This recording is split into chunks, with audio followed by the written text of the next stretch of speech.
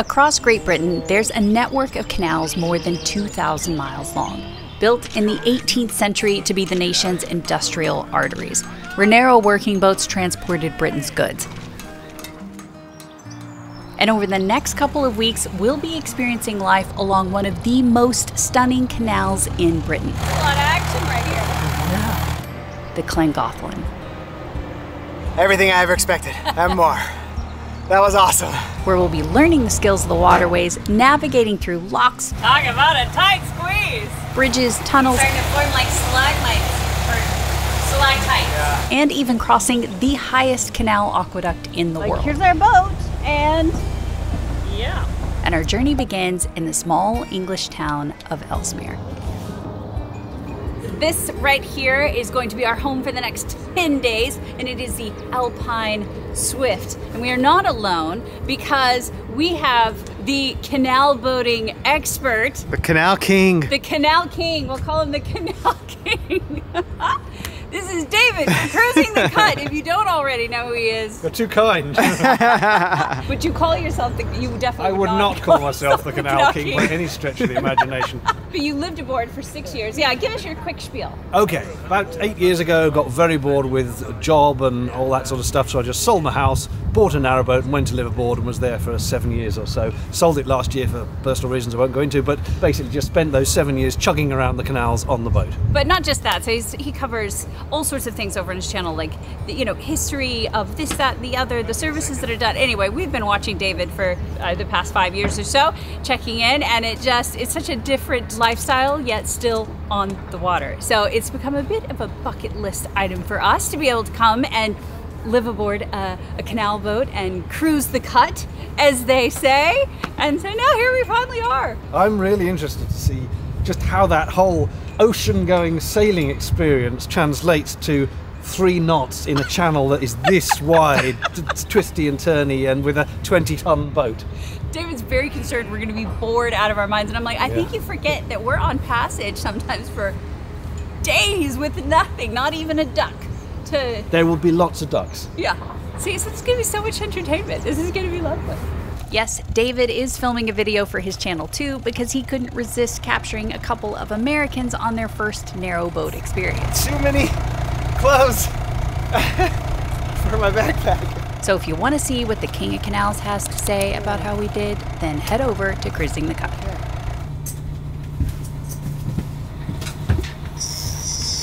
It's narrow. It's called a narrowboat for a reason. Excellent. To remind you of the RV days, or does it feel completely different? It's like a long version of an RV, and clearly we overpacked, but it's everything we own, so we don't really have a place to leave it. You can bring those small ones in if you want, David. Can I? Yeah? Oh, thanks. Oh, he's going for both. Clearly a seasoned professional here. King of the canals? Yeah, King of the Canals. We will give you a proper tour of this narrowboat and kind of explain everything a bit more. But first, we need to finish checking in and orientation. Orientation. We've got quite a bit of training to get to, so we're going to do that first. When we reached out to David for recommendations, he suggested Blackwater Marina because it would be the best place to start the trip, and ABC Boat Hire provides everything we would need, including training. They have completely scared us.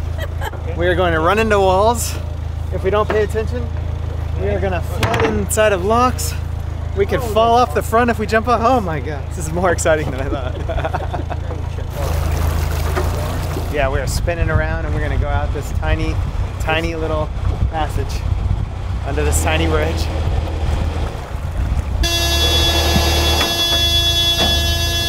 Interesting tidbit, our rental includes insurance that covers the trip, but it doesn't cover exiting the marina. And we can see why. Are you intimidated yet? No, yeah, of course. This is crazy. We're just getting started. So our instructor pilots us out and hands over the tiller. Well, we're going. She's turning. Yeah. Before it gets where it's going, then bring the tiller back. Then a little bit to tell it to stop and then come back again. So little often movements we want. Okay. Oh my gosh. So I'll help you through this one. Kiss in the grass, we're gonna...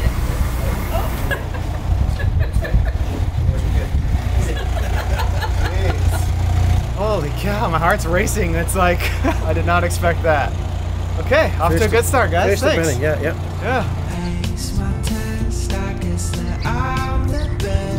Jet plays a lot on the last one of her kind. You alright?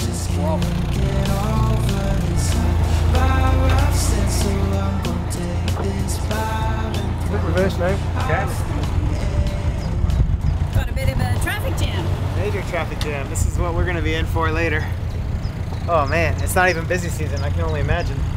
It's so shallow and narrow, it just pulls so much. You don't want to comment now, do you? No comment. Oh, come on. No comment. No comment. The wind can be awkward, is all I'm saying. Okay. The wind can push you sideways just when you don't want it. Great. Great. This is going to be good. This is going to be stressful.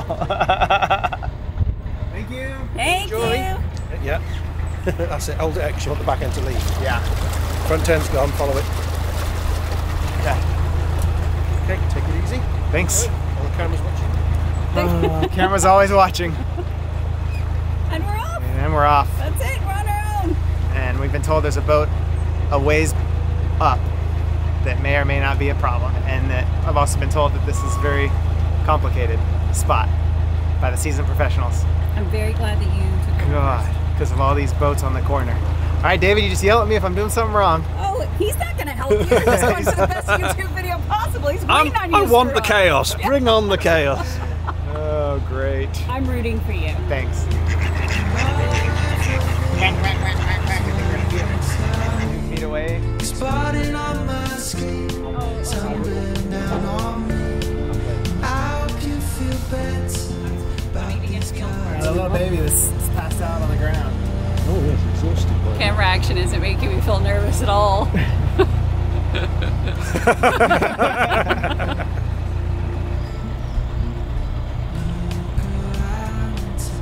I was getting you, David.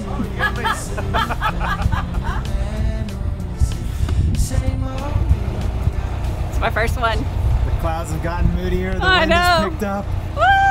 Dun, dun, dun. No, it's not that crazy, but it is pretty exciting. You're like, oh, it's a tight squeeze. Am I gonna make it? You look real good here. You got more than a foot. Okay.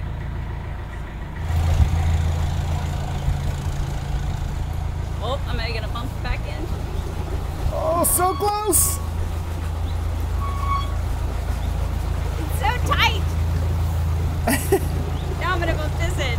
No, I'm not. I'm not bumping anything. But I thought about bumping something. That is so picturesque, but would you want to stay here because of the cows? Absolutely. There's nothing like a bit of cow mooing to wake you up in the mornings. This is what canals are all about. Ducks, swans and cow action. That's it. We're all tied up. I think this is going to be our little spot for the evening. We're going to make a cup of tea, have a conversation with the king of canal boat cruising. Nope. Then we'll set off on a proper adventure tomorrow. I'll put the kettle on. Sunlight, dearest sunlight, I am calling you across. Well, we thought since we do have, you know, the king of narrowboating with us, that we thought if you're all, where is he? Don't make me laugh. I'm gonna fall off. No. I'm waiting for him to go backwards.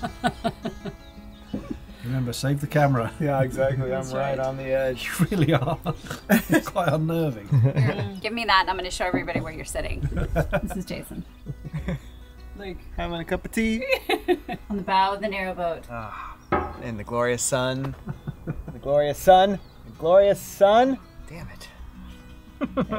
We've never chartered a boat. Funny because they don't call it chartering when it comes to this. It's a hire boat, right? So we've now hired a boat. Question is, how do we not look like the hire boat? The crucial advice and the thing they always say to you on the canals, it is all about slowing down. So slow down. A lot of people feel, I've got a week for my holiday. I must put the throttle down and get round this particular loop. And they go and I'm raging. The whole point of this is to chill and relax and think about the other boaters. If you're going fast and you're going to rock them around and they're carrying a nice cup of tea, they're going to spill the tea all over themselves. So you just have consideration is the main thing. Okay. Anything else that's like a real no-no? Don't moor on the water points. You can stop on the water points to fill your tank, but a lot of people will go, right, we'll nip off to the pub now, and the boat is sat and someone else comes along, they want to use the water point, now they can't because you're in the way. Or on the lock landings, or all of the places which are quite obviously set out for someone to do a specific task, don't moor there overnight or leave the boat tied up there. That is such a perennial bugbear of all the boaters, because so many people still do it. And that's probably, I would imagine, hire boaters and liveaboards alike. There's just always that person. There's always that person who, is just going to say, well, this is a nice spot and I want to go and do whatever I want to go and do and leave the boat. Yeah, don't be that person. Okay. So then now the next big one. We want to look like locals. So how do we make ourselves look like liveaboards? First of all, you're going to have to repaint the entire boat. Okay. Get rid of the Get rid of all the ABC hire logos. A roller and an afternoon and you're done. You're sorted. Then you load up some coal bags on the roof and perhaps a bicycle and some miscellaneous random bits of wood. We need stuff. You need stuff on the roof. Okay. And then people will think, they're liveaboards. Yeah. Yes. A couple of potted plants. That would do. Potted plants, a little garden of herbs or herbs, as you might call them, something like that will give the appearance of you being a liveaboard and not someone who's merely out for the week. What about, you've got somebody coming by and they're going too fast, or they hit your boat? Because you said scraping is sort of normal, but bumping is a no-no. This is not bumper cars. There is an oft-quoted saying that narrowboating is a contact sport, and it absolutely categorically is not. That's not the idea, and it's not acceptable, because a lot of these are people's homes, and if you go crashing into someone's home, they're not going to be best pleased. So as you say, a little scrape here and there, it is inevitable. The wind can take you, you can end up. If you really want to look like canal boat dwellers, as soon as anyone comes past you at any speed, rush out the back and say, slow down! Doesn't matter how fast they're going, just rush out, slow down. Okay. Because then you'll look like a proper canal boat. Okay. Slow down! If I yell oi at them, is that like a cuss word?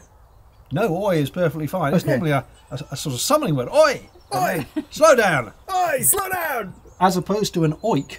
Oink. Oh. An oik, which is probably O-I-C-K, I would think. An oik is an unruly and unpleasant person. So you might say, oi, you oik, slow down. I'm going to practice that one. Oik is a sound that a pig makes, mostly. But Yeah, that's an oink. That's an oink. That's a different. There's no in. Okay. Just an oik. Yeah. Okay. I like how David looked right into the camera when he said it's not a contact sport. Yeah. He really wanted to drive that point home. He's like, If there's one message across that I can possibly get, it is not a contact sport. And also, they're not barges, they're narrowboats. do people call them barges? Yes. Because Really? historically the barge was the boat used to carry cargo. And nowadays they're not barges. Okay. They're narrowboats. They're narrowboats. And I don't know why, but narrowboaters get very upset about this. So narrowboat, canal boat, that's all one and the same, right? Interchangeable. Or no? Well, you see, a narrowboat is a type of canal boat. Because you can have wide beam canal boats on the wider canals. Yeah. Okay. But a narrowboat is a specific type of canal boat. And it's not specific to Great Britain, is it? The narrowboat is. The narrowboat Yeah. is, okay. Built to the specific weird dimensions of Britain's canals, which were built 300 years ago. Elsewhere, they built bigger canals. Bigger, deeper, more usable canals. They built them potentially, well, no, they did already exist elsewhere. I think so, yes. Yeah. Yeah. Yes. Well, you know, when you're hand building, if it were me, I'd be like, look, we're just digging as wide and as deep as we absolutely need to, and no bigger. That's what they did. Yeah. And Nessie, Loch Ness Monster, she's not from here, right? She's not from here. Okay. That's Scotland. That is Scotland. And the locks of Scotland are not connected to the canals. So there's no crossing over. Nessie likes deep water. The canals are about 4 feet. So, If she stands up, it's all over. frankly, if she crouches down, we can still see her. Very true. Oh my gosh. Hopefully we don't do this for 10 days and decide we're not picking up our sailboat. That would be awesome. Just that phone call?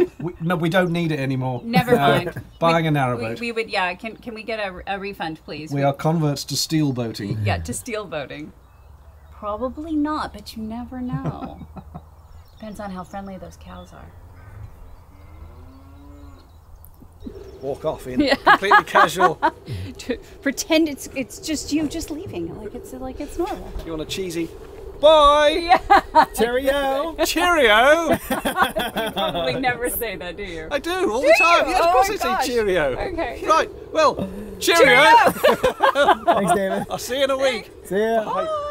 Such a picturesque little path. It probably seems crazy to just send him off walking, but in reality, this is a narrowboat. So we're only going like 3-4 miles an hour, and he can, in probably 15-20 minutes, be right back where we started. So yeah, he is walking back to his car, and then we will see him again whenever we return. Probably similar to this spot right now. We'll meet again. Okay, so officially welcome to the Alpine Swift. This is our home for the next 10 days. This boat came fully equipped. Shockingly so. I guess I don't know why I'm shocked. I've never really rented anything like this before, hired anything like this before. But it even comes with Fally gear, because you do have to stand outside to steer this boat. And this is England, so you might need a proper raincoat, rain pants, and an umbrella. They did not mess around. Full electrical panel. Inverter is right down here, 2000 watts, so we really have a decent amount of power, which is why we have a microwave, an electric refrigerator. We have a nice amount of galley space just overall, a nice 4-burner stove top with an oven and a little like teeny tiny almost toaster oven size, which will really be nice because maybe I'm just heating something up and I don't want to do the whole oven. Roasted potatoes? Yeah, exactly. We'll be doing plenty of that. We've got an electric toaster, like full set of cookware, oven stuff. They really have done a very nice, oh my gosh, Water is this filter. for eggs? It is. In case we want You to. know you are in Europe Wynn, right? Big one actually was they've got double filtered water. I don't know what that means. I know there's obviously a filter here, and then there must be one as it comes in. We don't have to buy bottled water, and I think that's fantastic, especially for a higher boat. Dishes, mugs, wine glasses, got everything. So that's the galley. Moving into the salon. We have diesel heating throughout the entire boat with, I guess, what's this, like radiant heat? Radiant heat, yeah. Yeah, okay. We have a comfortable seating area around here. I think my favorite little feature is this little pull-out. This is a dining table, but for us, this will be... This was also going to be a workstation. So one of us will be here and one of us will be here. Nice big windows on both sides, so we both have a view. That's pretty nice. I get to see out, you get to see out, and there's something beautiful on both sides. It's really...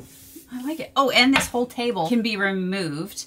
So if you want it just more as, I guess, a lounge area. Then you can turn it into a bed. Yeah. Oh, yeah, you can, because it slats down into down here. We didn't ask how to do that because there's nobody else staying with us. Just us. TV, which I'm sure we will not watch.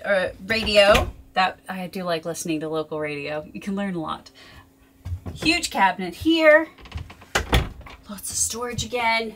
We've got, this I actually kind of like. This is our Alpine Swift here. They never settle voluntarily on the ground, spending most of their time in the air. They're able to stay aloft for up to 7 months at a time, even drinking water on the wing. Fascinating. Okay. Welcome to the head. I've not explored in here much, so here we go. Ooh, towel warmer, radiant heat.